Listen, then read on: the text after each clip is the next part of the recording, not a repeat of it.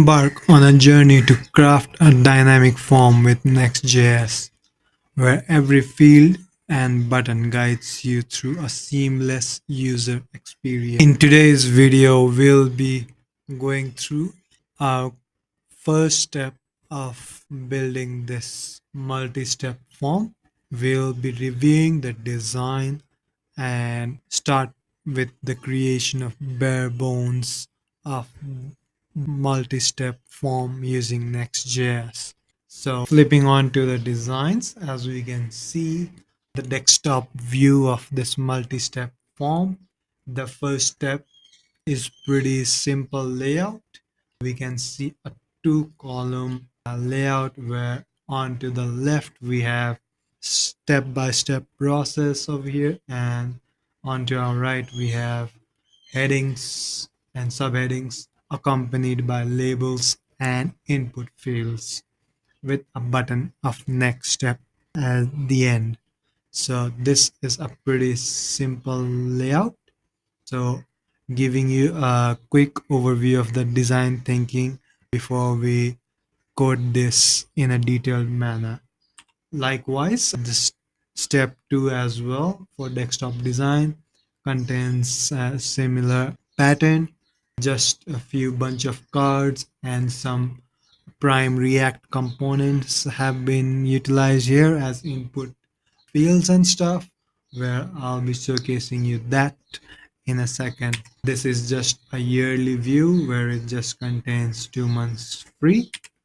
And onto our step 3 of the design, it contains a couple of checkboxes with highlights when selected.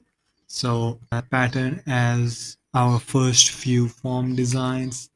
And finally, at the end, it kind of includes a calculator where it gets all the information from the first few stages and completes a brief scenario or like an overview at this stage with both yearly and monthly views. And after submission of the with the confirm button here, it triggers a thank you message. So we'll be covering this basic step form of creating the bare bones without styling in this video. Turning on to the details of the project structure as explained in our previous video. It's also available on my GitHub project. This is what it looks like. Contains app components, context interfaces, and all the others one. Today we'll be going through the app folder and going through the minimum bare bones that we have. So switching on to VS Code now. So in the app folder, we have pages and a form folder, where the page folder is one of the important file where it contains the left side of the design that we had, which were the steps over here, and it contains the right side as a multi-step form component. So within that multi-step component, you can see we have step 1, 2, and 3. Each forms as in the design are imported and connected over here. Goes in the codes as well. It's pretty much conditionals going around where if the current step has been completed, go to the next step and all. A simple switch case being utilized in this scenario. Now moving on to the details of one. So as we can see, it has got a pretty similar way of coding. So just going on to the design side of it. So we already have the left side of our code in the page.tsx, where all the necessary information such as your info plans and everything are on the left. As we are using TypeScript in this scenario, we are defining all these interfaces and steps here, whereas in the form it's just about this right hand side of the code. So I have created, with the help of one of my friends, a couple of molecules and components, which are custom HTML React components that you can call them, as like form heading as a standard, and it's just passing on the props over here to render them up, just like we have used personal info and please provide as in the designs. And we got the input fields in a similar manner as well, like the labels, name, email addresses, and all the phone numbers that are as required, with a button at the end which is synchronized with the steps of the page.tsx.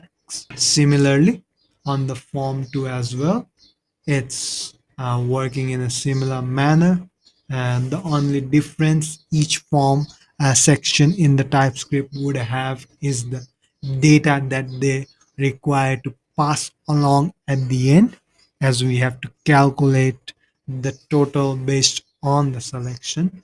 So we have used a use state kind of scenario where we have a set of forms with what respective data that need to pass along.